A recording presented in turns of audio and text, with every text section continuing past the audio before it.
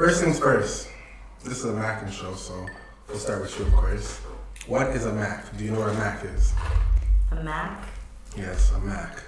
Okay. Like someone who likes to like kind of like approach and kind of, I guess, indulge. You know, creating conversation and trying to have his like sensual suave side when it comes to women. And it could be a woman. Okay, fair enough. I was about to ask that. How about you? I feel like a Mac is someone who knows, someone who's really good with their words. Someone who knows how to speak to whether it's a man or a female.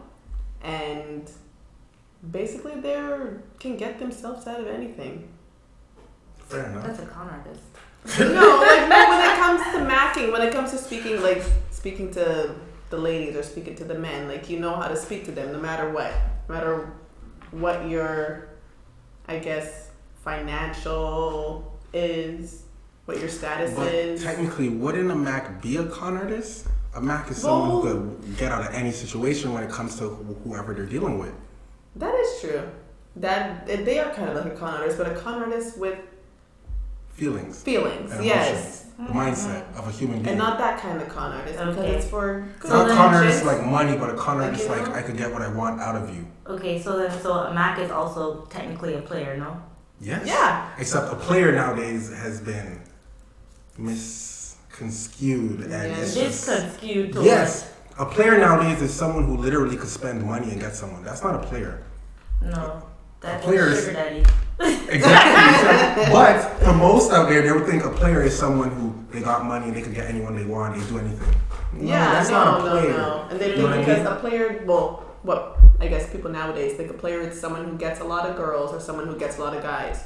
And it's like, that's not a player. Right? Just because you get something doesn't mean you're actually getting something. You know what I mean? Exactly. All right. So we're on the same page. I like that. What kind of person are you interested in? That's so weird. Right? No, okay. Because think about it. If we're teaching people how to Mac or what Macking is, you gotta at least explain what kind of person you're interested in. So at least then it gives insight to what a Mac should be. Okay, so like if it's a girl, I'm interested in a feminine, bold, aggressive girl who will take the lead. Okay? If it's a guy, I don't know. Like, it's weird because like I don't even know what I'm interested in when it comes to men. Fair enough. I'm still trying to figure that out. Okay, and you? What kind of person I'm interested in? Yes, whether it's male or female. Well, I do like the females, but I love my men. So I would say someone who is honest. They're very assertive. They know what they want. Someone who's raw, raw. And just someone who's 100, like someone who is just real, like 100% real. Whatever they are on the outside, that's what they are on the inside. Okay, fair enough. Don't hide it. Well, you guys both basically saying the whole real part. Do you guys feel like you guys put out that whole projection of real for someone who would really be interested in you? For example. Yes. Right away, like right off the bat, I'm feeling this person, they're feeling me, I'm gonna just stop all this bullshit on the side, like none of that playing game. You see none of this gameplay and shit, like.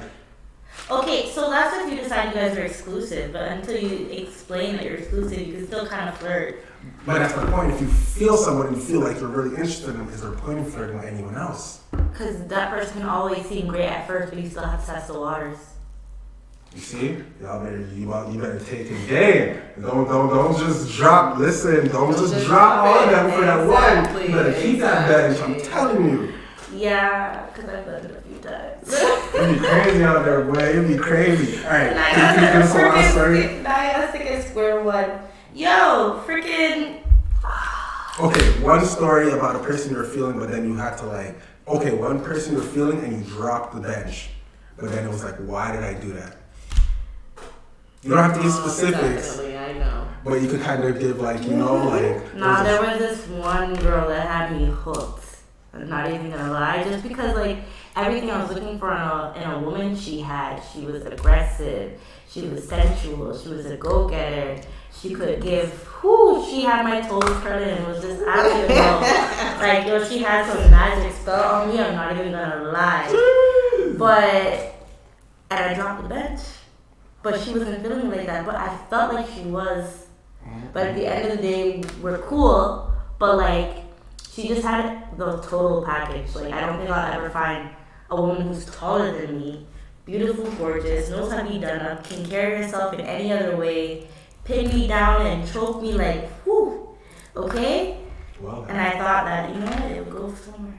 I thought if I was cute, persistent, get what she asked for, she, try what she did. See, it's weird because mine was like the same thing, but the end result was different because I was feeling him, and then when I did decide to make it exclusive, I guess the real him did come out, and that was the crazy. So then now it's like this guy is acting like we've been in like a 2-3 year relationship, but it's only been like 3 months, and it's just like I don't understand. It kind of got kind of stalkerish, to be honest. Stalkerish. It was very stalkerish, and then it was like, no, he showed his true colors when it came to, okay, like when we did kind of, okay, like, I'm only talking to you. And then that was not a good thing for me to, I guess, try out, because it just ended up going completely left, and it was hard to get rid of him. As much as the contact wasn't there, somehow he was always there. It was real stalkerish. I just don't like men who front like they got everything Yeah. and they don't have it. This is my problem, because if you don't have it, it's not an issue. And the thing, like, he And had that's not what I'm everything, going for. but that part of him, when it's like, okay, you're mine, you can't do this, you can't do that, you can't do this, making scenes where you don't have the right to make that type of scene at this moment in our so-called exclusivity. Okay, so for you, when was that moment you felt like, because I'm pretty sure it wasn't exclusive, right? Or was it exclusive? It wasn't until... So how long were you guys, like, I guess, just talking? Like, I would say it was like 3 months. So 2-3 months of talking, and at some point he felt like, I'm kind of yours, you're mine. I could do what I want. I can say, I but can tell you what to do. But do you feel like after 2 to 3 months, that's not something that's kind of like fair? That's like that's a fourth of a year. It's fair, but it's the way he was going about it. For an example, we used to go to the same place to party. Yeah. Okay, so it's like if I would dance by myself, but of course, men are going to talk to me. Okay, from when we made it official, I didn't dance with nobody else but him when he was there. Yeah. But he just didn't like the case that, men. I was talking to men. Oh, you're doing this, seed, and I'm just like, I ain't doing nothing. Like, and then it was the night where he made a scene outside of the party. Hold on, I gotta pause you there. Yes. So when he told you the first time initially that he doesn't like you talking or really dancing near men too much, how did you take that?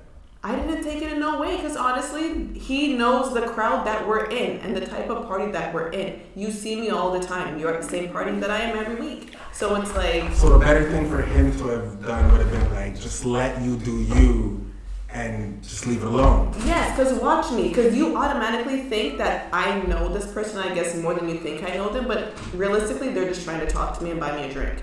Like, they're trying to get my number, but that does not happen. But of course, there's going to be a conversation going on because they're trying.